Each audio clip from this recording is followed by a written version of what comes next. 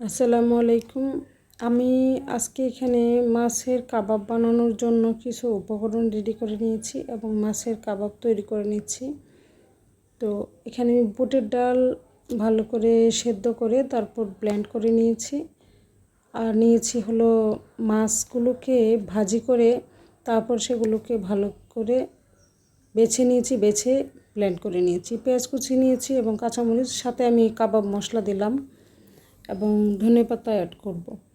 হলুদের গুঁড়ো দিয়েছি। এখানে আমি এক্সট্রা গুঁড়ো মরিচ দিইনি, যেহেতু আমি বাচ্চাদের জন্য বানাচ্ছি, মানে বাচ্চা বয়স্ক সবাই যাতে খেতে পারে। কাঁচামরিচটা আমি হয়তো ফেলে দিতে পারবো, কিন্তু গুঁড়ামরিচ ব্যবহার করলে সেই গুঁড়ামরিচটা তো মিশে যাবে।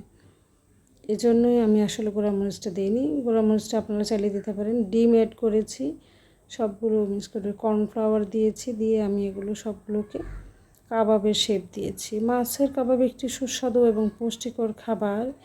এটি প্রোটিনের ভালো উৎস।